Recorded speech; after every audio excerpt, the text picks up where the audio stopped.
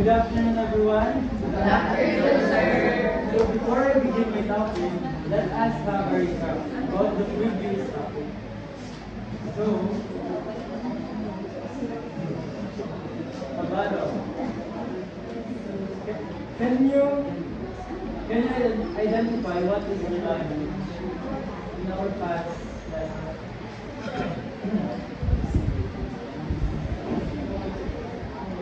If you don't have an answer, can you choose a friend?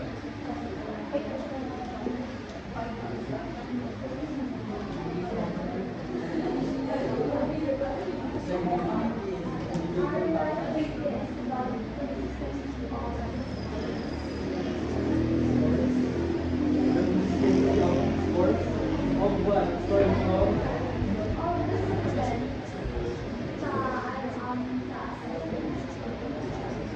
Your answer is correct. Because reliability refers to the consistency of an assessment tool producing stable and repeatable results under consistent. So,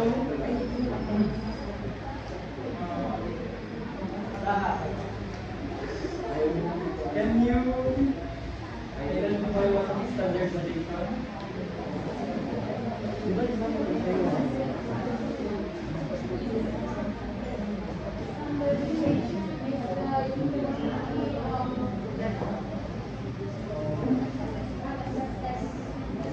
Uniformity of what? In what uniform? In what in the assessment can you be uniform?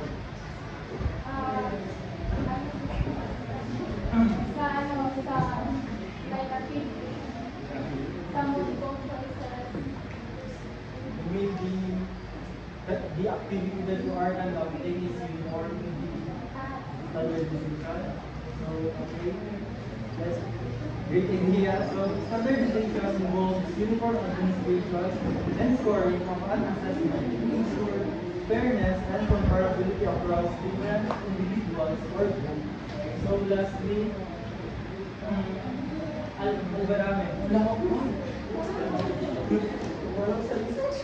what is validity?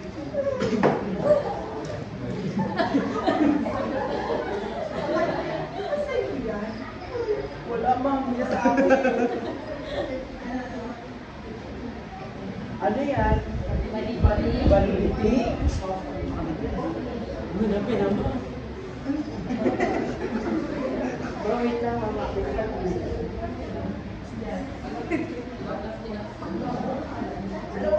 Walang natural. Hi, can you help Alvarame? Yes, thank you to the one. It's curious what the purpose of the assessment. So validity is the degree of which assessment accurately measure what is intended to measure. So my topic is one of the characteristics of quality assessment tools, which are practicality and efficiency. So please read the learning and learning outcome, everyone.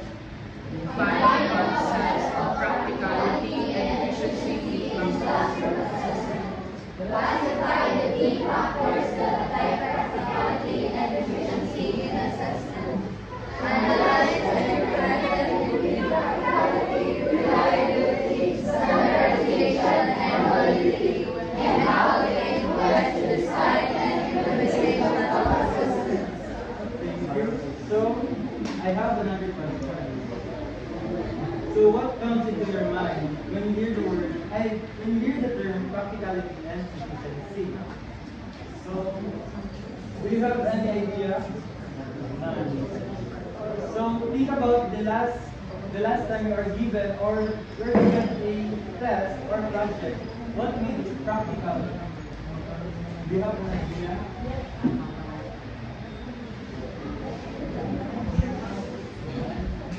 So, Mother, do you have an idea?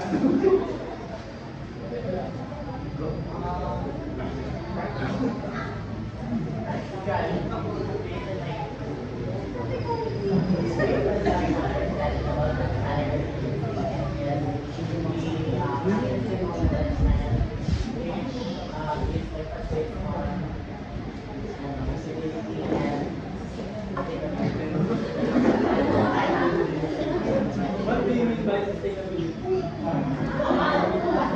When you're conducting an assessment that is practical, you're using material resources, so it would actually should be sustainable.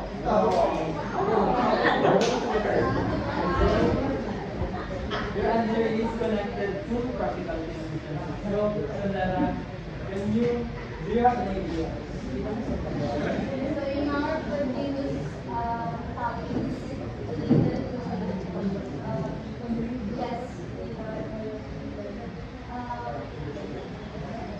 reliability or stability. So as sinasabi doon na if you are making assessment, you should be practical by making it easily to check. As an example na essay to multiple choice, although mas nakagagawin yung multiple choice, mas madali naman siya i-check.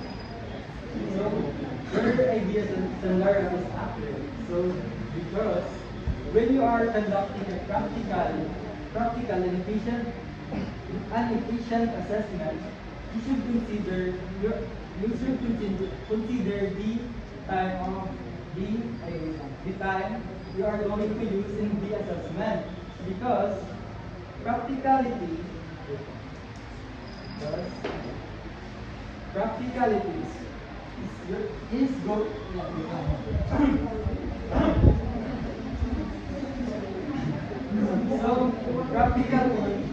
practicality refers to how are you going to conduct your assessment in a simple way or easy way in which you can implement in more realistic in the classroom settings. Like there are some considerations you should consider, like in the given factors such as the teacher familiarity with the method or what is she going to use in the assessment. Second, like what Sandara have mentioned, like the time availability of how will the teacher conduct and score the assessment. So second is the word that Mr. Paulo had mentioned is the resources, which are the material and the technique, and the support needed for the implementation of the assessment. So, in practicality, you can just conduct a assessment which you can make it simple in a way that it is effective that will provide an accurate or meaningful result with you can manage your time, effort, and cost. Like this, and then here's another term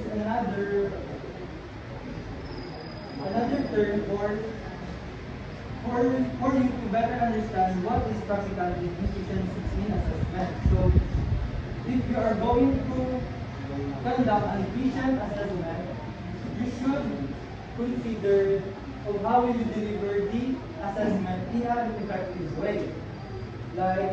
This includes quick scoring and feedbacking, and then ease of interpretation of the results of your assessment, and then the most likely what Ms. Sandara mentioned is the minimal preparation of the time of the assessment, and then lastly, it should be cost effectiveness. So, according to Macmillan, high quality assessment should balance effectiveness with practicality by considering time, resources, and how easy it is to conduct an assessment. And lastly, the instructional impact to ensure the benefits outweigh with the cost of the assessment. So for better understanding, together practicality and efficiency is how will you going to conduct or deliver your assessment in an easy way while it is effective because it will provide a reliable, reliable result or outcome with with with the with that you can let me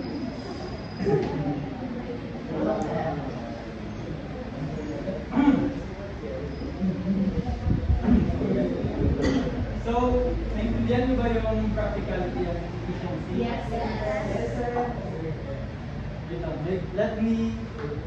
Let me explain this again. So, when you say practicality and efficiency, how will you conduct an assessment or deliver in a simple or easy way with an easy way, but it is still effective due to it can provide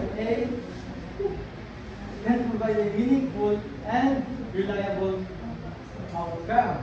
With that, you can manage your time, effort, or it will, or even the cost. So, when you are implementing a practical and efficient assessment, you should consider these 6 factors.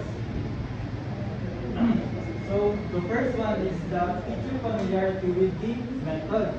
So, basically, if the teacher is not familiar with the method he or she going to use, it will lead to an inefficient result, like for this example. So, if a teacher has never used an online quiz platform, like for example, yung Google Form, doon yun yung ginamit ng teacher na assessment tool, pero hindi pa siya na-introduce doon sa assessment tool na yun, mag-cause ito ng delay sa kanyang assessment, sa kanyang pag-conduct ng assessment na mag-lead into inconsistent ang kanyang result dahil na-delay nga sa pag-prepare pa lang ng kanyang assessment. So, na-gets ba? Yes. So, second one is the time required. So, what it means? So, basically, it is the time. So, let me ask you a question. So, if the teacher is going, so what do you think is the most effective or practical assessment test that a teacher can use in the classroom, in the 50 students in the classroom? Why?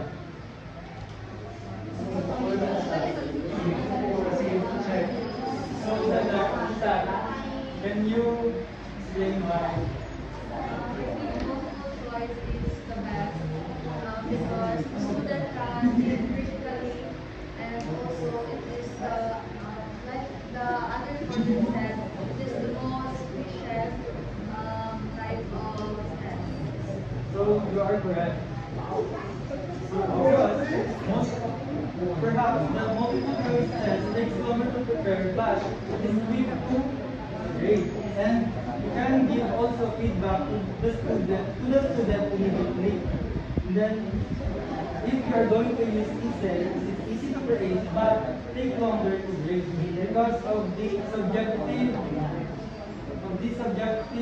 grading you are going to use. So, lastly is the performance assessment because it requires most time for setup, completion, and grading.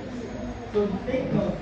Use assessment when possible to save time in the future. So, multiple choice test is the most effective in the wide range of classroom settings. So, third one is the complexity of administration. What it is basically how easy or how difficult it is to conduct the assessment.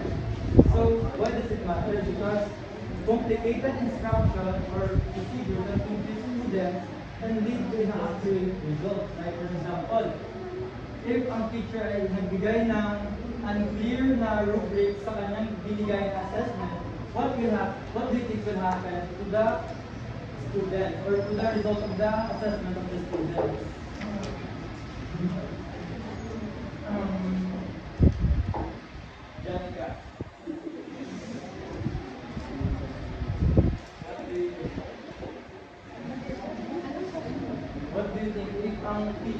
magbigay ng rubric sa kanyang students and then hindi clear ang kanyang rubrics na bigay. What do you think will happen to the students? And the result of this, or the teacher assessment?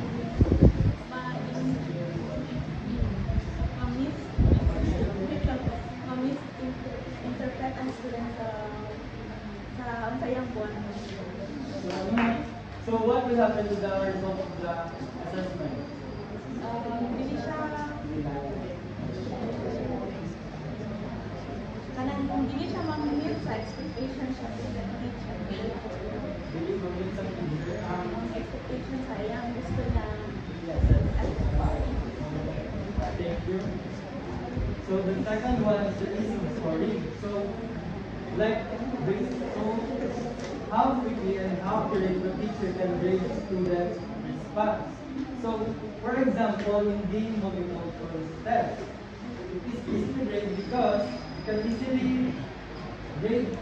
easily check the assessment in the multiple choice because there is now a QR code yung grade that we are using today. So it will leading to mapadali yung pag-check, pag-score ng assessment.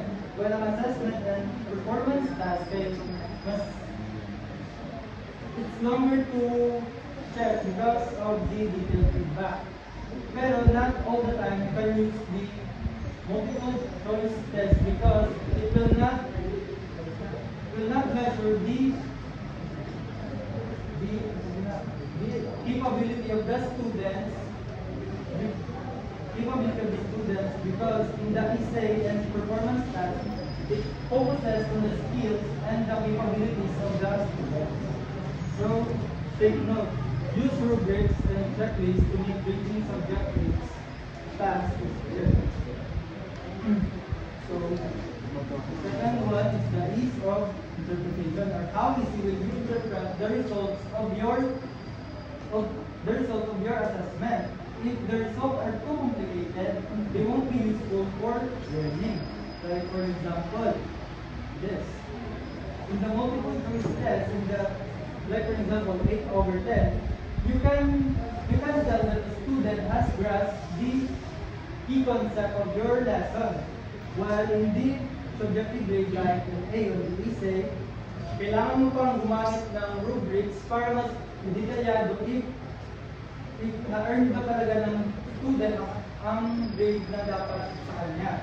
So take note, share key answers after the assessment para mas malaman ng student kung saan sila lacking sa kanilang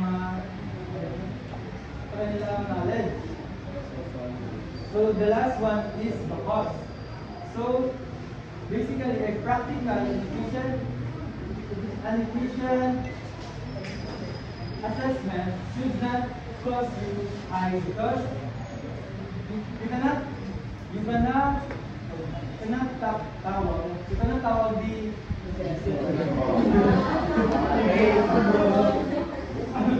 you cannot call the practical and efficient assessment if you cost or now like additional cost sa yung assessment. Pero not all the time if you have an additional cost sa yung assessment, pero it will lead to the improvement of the learning of the student. So maaari din siya mag-integrate sa practicality if may additional na cost sa yung assessment. So here's an example. In the first year about cell in biology course, the professor used weekly load states online quizzes on a platform like Forms. With this assessment, 5 multiple choice questions and 1 application question like, for example, explain the role of the mitochondria in energy production. So why do you think this is an example of practical and efficient assessment? So So do you think this is an example of unpractical and efficient assessment? Do you think? Anyone? Jaman? What do you think? I think it's practical because the pressure is free and easy to check. What do you think? What do you think key factors that you can go in practical? The time consuming, the use of the checking of the assessment and also the loss. So thank you for your answer. It is practical because as college students and the professor are used in online events like we are using today in the current college. Well, it is efficient because hindi na siya kailangan ng training or any other instruction kasi nahasa na tayo sa ganong assessment. While the student complete it, well, sa time, matapos ng student ito ng mas madali within 10 minutes because of how the teacher conducted it practically in an easy way. So the second is a simple scoring. It is practical because of the scoring of the multiple choice quiz, quick manual grading for the short response, while it is efficient because it saves grading time, especially with the learned classes. So the connection of the practicality and with the other characteristic of quality assessment tools like reliability. So practicality is connected with reliability because if the assessment is practical enough to minimize the human error and it ensures stable results over time. So if clear procedure and easy to score assessment, it will support reliability outcomes. Here's an example. So a teacher uses a quiz tool like that. So naging practical siya because the teacher is familiar sa tools, kaya naging practical siya. So if it takes little time to set up and automatically score responses, it is efficient. So it promotes consistent setups, reduces variability, and it increases reliability. So in this standardization naman, so practicality is connected with standardization because na-encourage some practicality na maging consistent ang use across different teachers and students. So efficient tools or design procedures and scoring help maintain uniformity and fairness in assessment. So here's an example.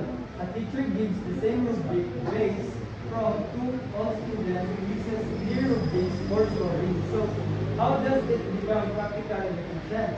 So the rubrics are simple to use, which is practical. So they speed up the grading to ensure all students are assessed in the same way, so it is efficient. So in conclusion, it supports fairness and standardization. So it is both practical and standardization. Now gets back. So lastly, practicality interconnected with validity. So when an assessment are practical and efficient, teachers are more likely to use them correctly and frequently. This supports accurate alignment with learning goals, improving the validity of the result. So here's an example. So the teacher assesses students' ability to solve word problem in math, not just to calculation, they create a big real-life scenario task. So here is why connected with validity. So the task is straightforward to administer or manage, and it closely aligned with what was taught in the math problem solution, like the math solution. Hindi lang yung calculation yung ma-solve nila, kundi yung problem within the problem within the scenario, in the scenario. So in short, clear and targets the learning objective without extra work. So naging efficient siya. So this ensures assessment truly measures what it's supposed to measure or improving, so it will lead to validity. So the conclusion, practicality is how easy and feasible the tool is to use. So it focuses on the cost, resources, and the training required. So user can say, so can I use this efficiently in the world settings? So if lacking on practicality, user may cut corners or mag-skip sila ng steps para maging practical lang yung assessment. Like if ma-delay yung pag-prepare ng teacher sa assessment niya, pwede siyang mag-skip ng mga steps para maging practical lang or matapos niya lang yung kanyang assessment. So ano yung relation ng practicality sa ibang characteristics? So if poor ang practicality and maging inconsistent ang use nito, ma-lower niya ang reliability and validity. So here's an example. A test is so complex, it takes hours a day. So the teacher rush. So ang result ng kanyang assessment maging inaccurate.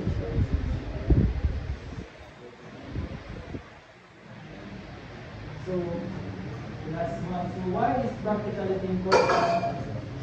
So it ensures assessment are efficient and do not waste time or resource. So it helps teachers focus more on instruction rather than spending excessive time on assessment. So second one is ensures fairness and accessible testing for all students. And then last is helps maintain reliability and valid assessment without unnecessary complexity. So practical assessment helps us teach smarter, not harder. The goal isn't it to make everything easy, to make everything purposeful and sustainable.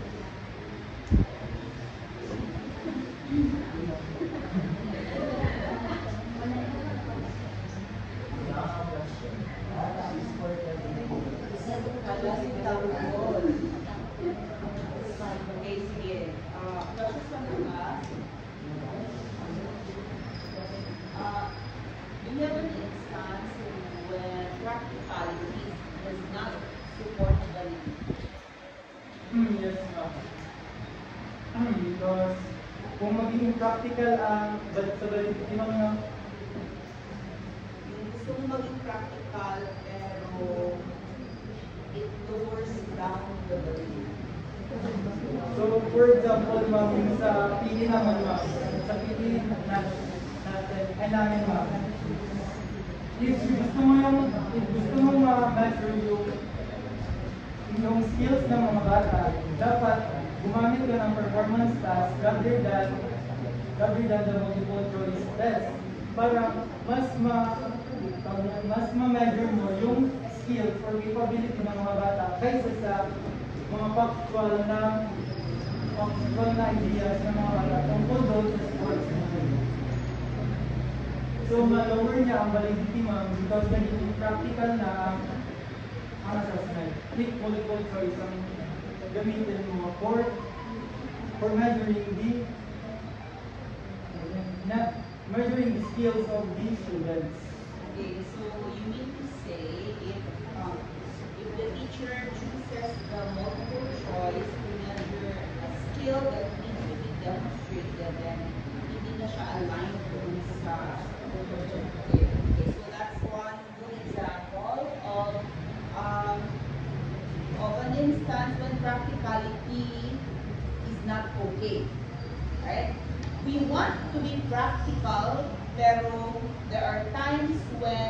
have to give up practicality for the sake of validity. Kasi ano ba ang mas importante sa dalawa? Practicality or validity? Validity. Okay, definitely validity. In fact, sa lahat ng mga principles na ito yung anim na pinag-uusapan natin, validity is actually the most important. Later on, i-discuss natin, may mga character, may mga principles na pwede natin i-give up, like practicality, kapag ito ay hindi na niya masusupport yung validity. Meron pang iba, actually, na pwede natin i-give up. Okay, ano pa kaya yung iba na pwedeng wala?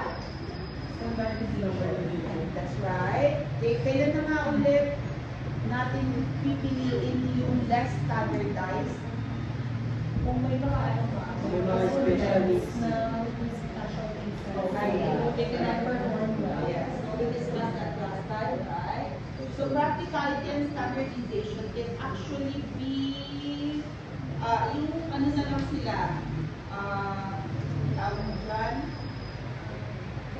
second na lang sila ng concern natin. Ang pinaka-concern actually natin, validity, reliability, ano pa? Hindi pa natin na-discuss fairness. Pwede rin ba natin mag-give up ang authenticity? Ay, wala pa pala yun. Okay, sige. Tatanungin natin mamaya yung mag-discuss ng authenticity. Pwede rin ba natin i-give up yung